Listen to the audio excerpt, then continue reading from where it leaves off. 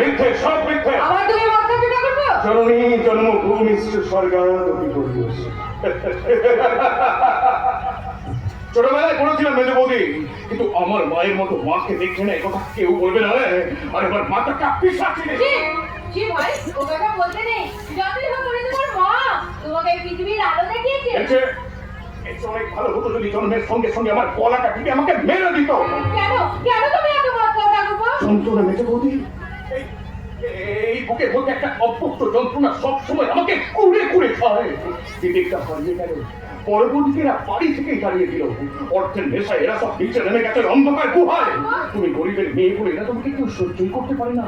এমনকি এমনকি আমার মেজটা তোমার গায়ে হাত পর্যন্ত তোলে। জানো বলতে আমি সব জানি। তুমি ঘরের মধ্যে একা একা বসে চোখের জল ফেলো। আমি খুব সুখে আছি ভাই। তুমি দেখো যে বৌদি, যারা তোমার উপর এত অত্যাচার করেছে তারা কেউ কোনোদিনও সুখী হতে পারবে না। একদিন এই সত্যের ঘূর্ণিঝড়ে সব ভেঙে তছনছ হয়ে যাবে।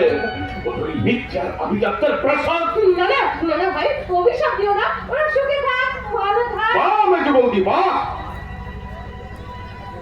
যারা তোমার উপর এত অত্যাচার করছে তাদের তুমি মঙ্গল কামনা করছো। সত্যি তুমি অনন্য মেজো বৌদি। এই বিষাক্ত ভারতের স্তূপের মধ্যে তুমি একটুখানি স্বচ্ছ বাতাস, তাই তো?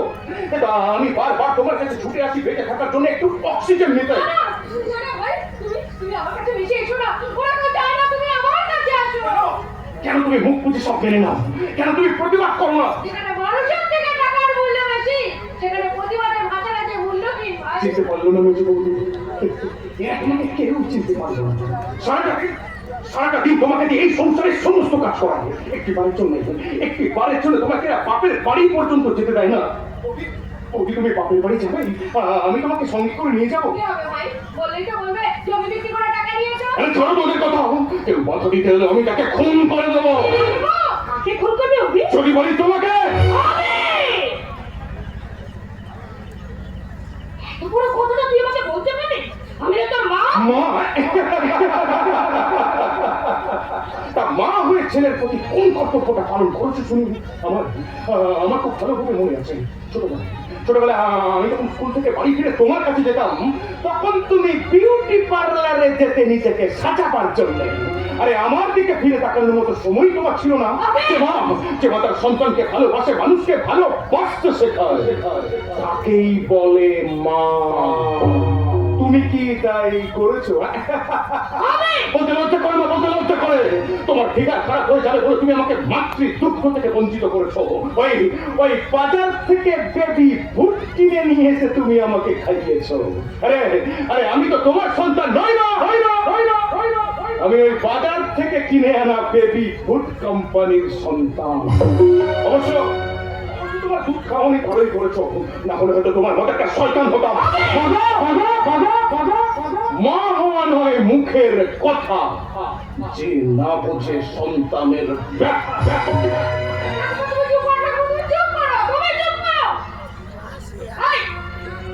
এইসব শিক্ষা তোকে কে দিচ্ছে রে? ওরাই মেজে বৌদি বুঝেছি। তাই মেজে বৌদি তোর মাথাটা চিবিয়ে চিবিয়ে খাবে। কি করবে মা? সারাদিন তো তোমরা মেজো বৌদিকে বাড়িতে বসেই রেখে দিয়েছো। আর একটু তো কাজ করতে দাও না, বেচারিকে সময় তো কাটাতে হবে নাকি? তাই আমার মাথাটা একটু চিবিয়ে চিবিয়ে খাচ্ছে এই আর কি। একটা পরের মেয়ের জন্য তুই তোর মাকে অপমান করছিস? আগে মেয়ে তারপর মা। মেজো বৌদি যদি পরের বাড়ির মেয়ে হয়ে থাকে সেক্ষেত্রে তুমিও তো পরের বাড়ির মেয়ে, তাই না? কি এই সংসারে যুদ্ধশ্রয় থেকে চন্ডিপাঠ সবটাই তোমরা মেজো বৌদিকে দিয়ে করো। এমনকি একটি বাড়ির জন্য বাপের বাড়ি পর্যন্ত যেতে দাও না। ভাই আমাকে নিয়ে তুমি বাচ্চা অশান্তি করো না। একজন ভাই তুমি যাও, বাড়ির ভেতরে যাও। রোদ্র তোমাকে ডাকছে। কেন মা? কোনোদিন আমাকে ডাকি না। কেন ডাকতে আমি কি করে যাবো? যাও বলছে। বেশ আমি যাচ্ছি। যাও ভেতরে গিয়ে দেখো আমার তোমার জন্য কি কাজ অপেক্ষা করছে। আরে তুমি তো বলছো এই সংসারের একজন দাসী। সংসারে থাকতে গেলে সংসারের সমস্ত কাজই তাই নাকি? তা এই সংসারটা তো তোমারও মা। তা তুমি এই সংসারের জন্য কোন কাজটা করো বলতে পারো না? তুই কাকে কি বলছিস? তোর ভাই সংসার কাজ করবে, তুই তার মদ কিনে গেলে মাথাটা তোর খারাপ হয়ে গেছে। আমি আরো মদ খাবো? আরে বাবা, তুমি গরিবের রক্ত চুষে খাচ্ছ আর আমি মদ খেলেই তো। টাকা তুমি দেবে, দিতে বাধ্য হবে। আর মদ দিলে এই সংসারে আমি আগুন জ্বালিয়ে দেবো। পুড়িয়ে পুড়িয়ে সব ছাড় খাড় করে দেবো। কিন্তু অত টাকা তুই কি করবি? ওই আদিবাসী পাড়ায় যোগা সর্দারের মেয়ের বিয়ে, তাই টাকার প্রয়োজন। দেখো না, অভি, তুই যদি হবে টাকা লস, তাহলে দুদিন বাদে তো বিয়ে কিনে হয়ে যাবো। সেখানে টাকা আছে বাবা। সমুদ্র থেকে এক কোটি জল তুলে নিলে সমুদ্রের গভীরতা কখনো কমে যায় না মা। আর তোমার শিক্ষার ঝুলি থেকে তুমি যদি কাউকে একটু শিক্ষা দান করো না, সেক্ষেত্রে তোমার শিক্ষাটা কখনো কমে যাবে না মা, বরং অনেক অনেক অনেক অনেক বেড়ে যাবে। বাবার পয়সায় ফোটনি, আরে নিজে রোজগার করে দেখা। আজ 3-4 দিন পর মদ গিলে ভরে দিবি। আরে মদ গিলে গিলে লিভারটা যে পচে যাবে না। লিভার খারাপ হয়ে গেলে তার জন্য ওষুধ আছে বাবা। কিন্তু চরিত্র খারাপ হয়ে গেলে তার জন্য কোনো ওষুধ নেই।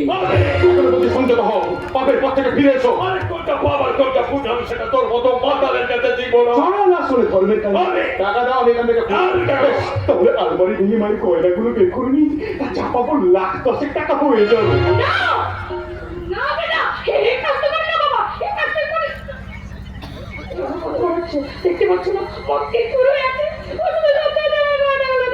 আরে তাই বলে কোথায় হোক, আমাদের যে সন্তান যাও। মাতালকে সব সালাই ভয় পায়। আজ তোকে একটা কথা দিতে হবে। বলে দেখো, চিন্তা করে দেখো। তুই বাড়ির বাইরে যাবি না, বন্ধ খাবি না। কি রে, চুপ করে আছিস কেন? বল বাবা বল। আগে স্যার, আমি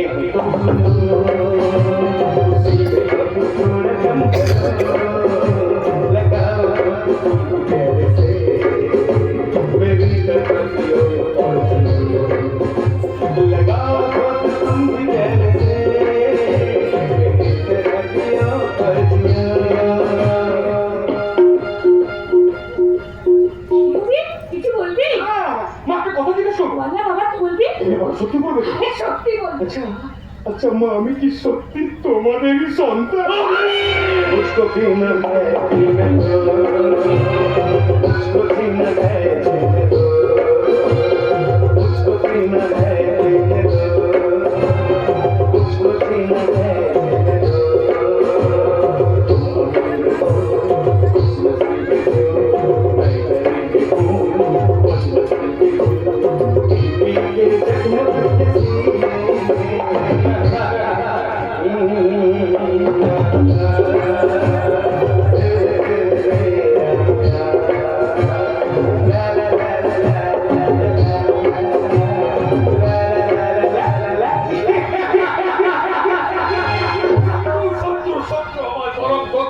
আমার সব যাবে।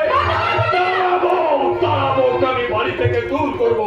সামনে ভোট, আমি ভোটে দাঁড়াবো বলে ঠিক করেছি। আর ও সরকারটা আমার ঘর শত্রু বিষয় পাশের গ্রামের সব মানুষগুলোকে বলে বেড়াচ্ছে যে আমার বাবাকে আপনারা একটা ভোট দেবেন না।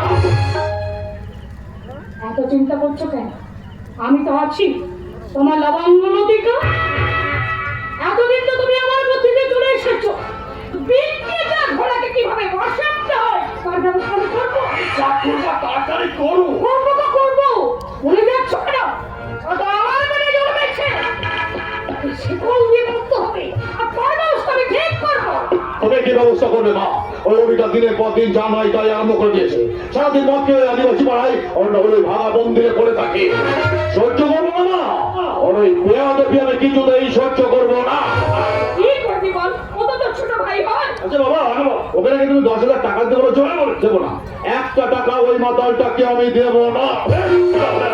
এই শোনো, আরে শোনো আমার কথাটা মন দিয়ে শোনো। এরপর কোনো দিনের জন্য অভিকে আমি 1 টাকাও দেবো না। কখনো তুমি ওকে ভালো করে বুঝিয়ে দিও। দূর করে দাও মা, আজই ওই মাতালটাকে এই বাড়ি থেকে দূর করে দাও। একটা কথা মনে রেখো মা, দুষ্টু গরুর চেয়ে শূন্য গোয়াল অনেক ভালো।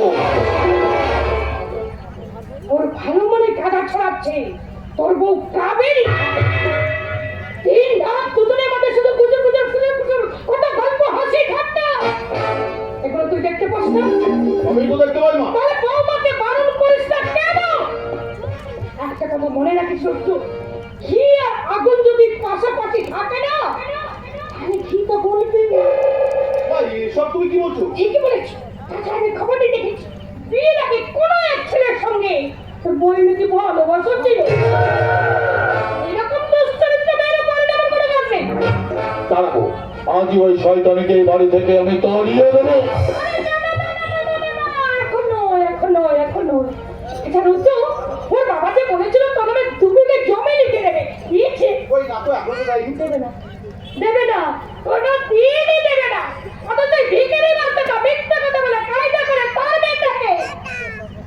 ঝুলিয়ে দিল। তখন আমি কত ভালো ভালো কাজ পেয়েছিলাম। আমি সেদিন অভিকে বলছিলাম, বলেছি তোমার মেয়ে তো চোখ করে না, যদি তোমার সঙ্গে আমার বিয়ে দিলে খুব ভালো হতো। কাবেরী এ কথা বলেছে? আমি ওর যোগ্য নই? হ্যাঁ, আমি নিজের কানে শুনেছি। আরো বলেছে না বাবা, ওকে কিচ্ছু বলবো না। তোমার কাবেরীকে দেখে তো এমন কিছু মনে হয় না।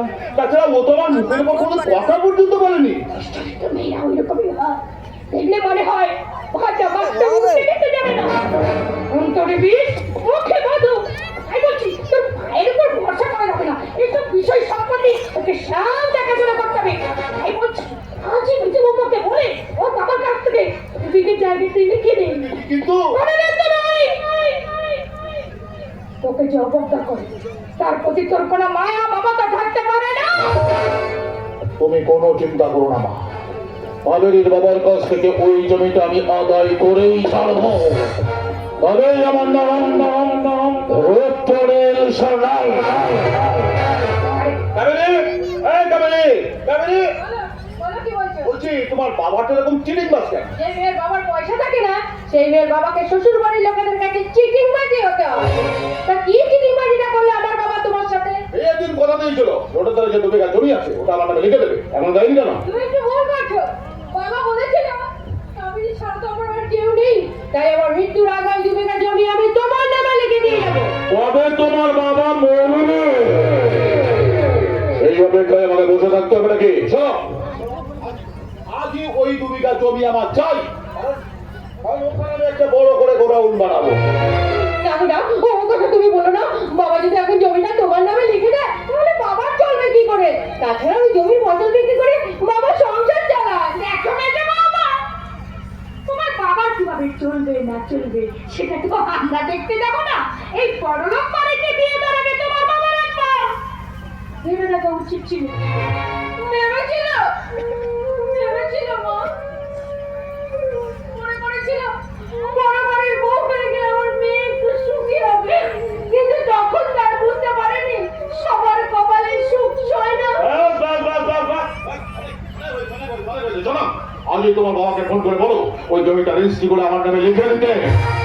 না, আমি আমার বাবাকে কথা দিতে বানাতে পারবো না। কি বললি ছোট লোকের বাচ্চা?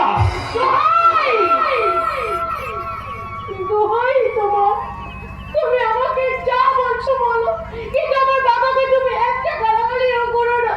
আমি তোমার পায়ে পড়ছি। তোর হয়ে যা সন্তানী।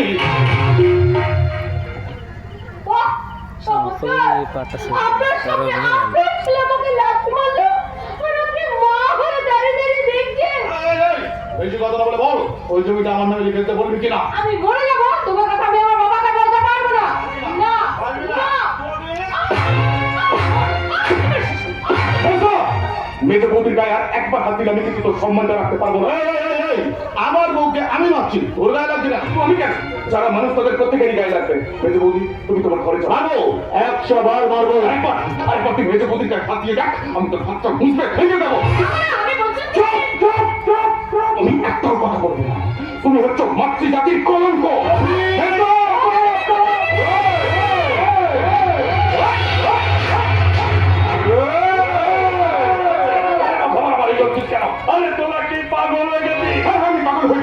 এতগুলো দিন ধরে তোমরা মেজো বৌদির ওপর অত্যাচার করেছো, আমি মুখ বুঝে সহ্য করছি, কিন্তু আর আমি সহ্য করবো না।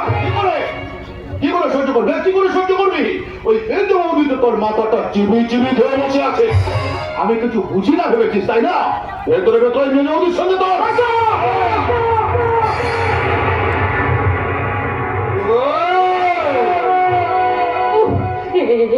কথা শোনার আগে আমার মরণ হলো না কেন? তুমি আমাকে মৃত্যু দাও ঠাকুর, মৃত্যু দাও।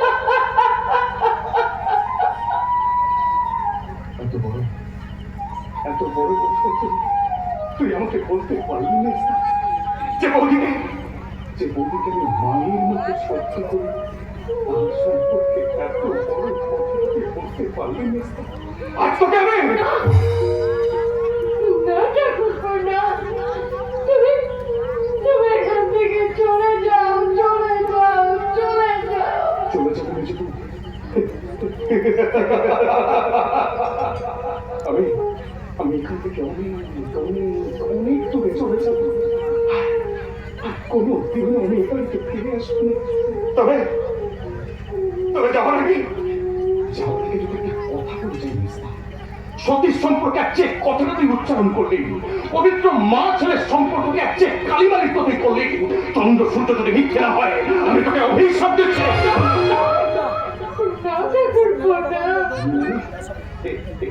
আমি কি করছি? ভগবান ভগবান তোমাদের সবাইকে সুখে রাখুক, ভালো রাখুক, সুখে রাখুক, ভালো রাখুক।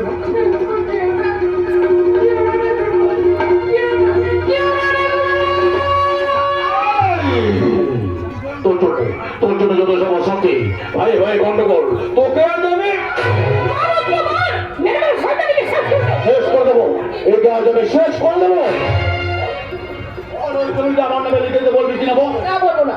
না, বলবি না? না। দোহাই বাবা, তুমি আমাকে মেরো না, তুমি আমার কথা শোনো।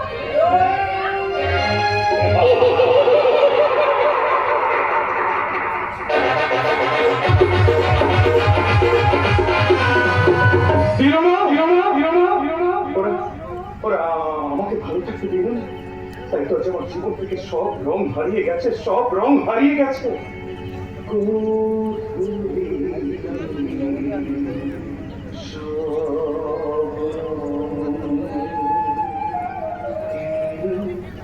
মুছে